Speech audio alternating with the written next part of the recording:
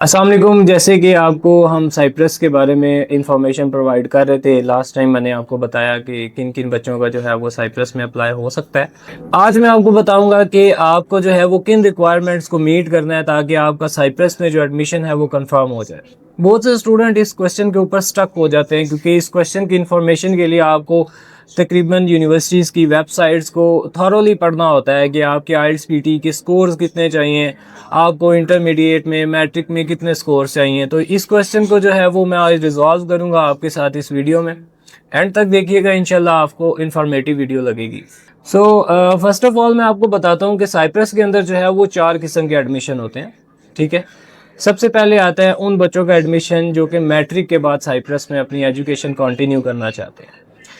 अच्छा, मैट्रिक के बाद जो आपको कोर्स मिलता है ना, वो वही कोर्स होता है जो आप यहाँ पे पाकिस्तान में इंटरमीडिएट करते हैं, उसको हायर सेकेंडरी सर्टिफिकेट कहते हैं वो लोग।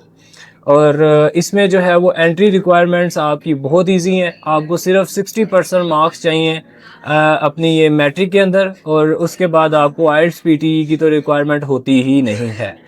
ये रिक्वायरमेंट इसलिए एग्जाम्प्ट की हुई है यूनिवर्सिटीज़ ने, ताकि क्योंकि यूनिवर्सिटीज़ को पता है जब बच्चों ने मैट्रिक करने के बाद हमारे पास इंटर करने आना है तो हम उनको इंग्लिश जो है वो एज आ मैंडेटरी कोर्स इस कोर्स के अंदर हम ऐड करेंगे। ये आपका पहला कोर्स है जिसमें आप साइप्रस में एडमिशन ले सकते हैं। इसकी जो रिक्वायरमेंट्स हैं वो आपके पास सिंपल रिक्वायरमेंट्स हैं, आइल्स पीटी की रिक्वायरमेंट नहीं है। 60% आपको मैट्रिक के अंदर मार्क्स चाहिए, और आपकी जो एज है वो अप्रॉक्सीमेटली जब आपकी इनटेक स्टार्ट होने लगे तो इनटेक स्टार्ट होने से पहले जो है वो आप 21 साल से कम होने चाहिए।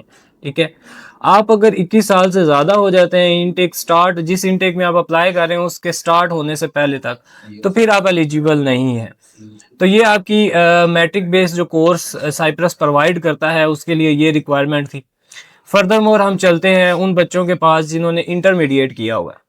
तो इंटरमीडिएट करने के बाद आपके पास 2 किस्म के कोर्सेज आते हैं। एक जो है उनका इंग्लिश फाउंडेशन प्रोग्राम है, और दूसरा जो है वो डायरेक्ट बैचलर प्रोग्राम है। इंग्लिश फाउंडेशन प्रोग्राम के लिए जो है वो आपकी एंट्री रिक्वायरमेंट्स ये होती हैं कि आपके अप्रॉक्सीमेटली 50% मार्क्स होने चाहिए आपके इंटरमीडिएट में। लेकिन बहुत से कॉलेजेस ऐसे हैं जो 60% डिमांड करते हैं, जैसे कि मिसॉयस कॉलेज है। और आपके पास इंग्लिश लैंग्वेज सर्टिफिकेट कोई होना चाहिए, जैसे कि या आइल्स होना चाहिए या पीटीई होना चाहिए। इंग्लिश फाउंडेशन प्रोग्राम के लिए आपको जो आइल्स की रिक्वायरमेंट है वो है 4.5 नो लेस देन 4.0 बैंड। और अगर आप पीटीई की बात करें तो पीटीई में आपके पास ओवरऑल जितना भी कर लें, मिनिमम आपका अप्रॉक्सीमेटली नो लेस देन जो स्कोर है वो आपका 43 होना चाहिए। और इसके बाद हम बात करते हैं बैचलर्स के लिए। बैचलर्स में जो अगर आपने एडमिशन लेना है तो वही रिक्वायरमेंट है। इंटरमीडिएट में आपके 50%, कुछ कॉलेजेस आपसे 60% मार्क्स डिमांड करेंगे। और आइल्स या पीटीई के अंदर आपके जो है वो स्कोर्स, आइल्स के अंदर आपका 5.0 नो लेस देन 4.5 होना चाहिए, और आपका जो पीटीई है उसके अंदर ओवरऑल जो आपके स्कोर्स हैं वो 58 स्कोर होने चाहिए। तो इस बेसिस के ऊपर आप फाउंडेशन और डायरेक्ट बैचलर में अप्लाई कर सकते हैं। इंटरमीडिएट के बाद आप अगर फाउंडेशन में अप्लाई कर रहे हैं या फिर आप जो है वो बैचलर में अप्लाई कर रहे हैं तो आपकी जो एज है वो मस्ट लेस देन 35 होनी चाहिए।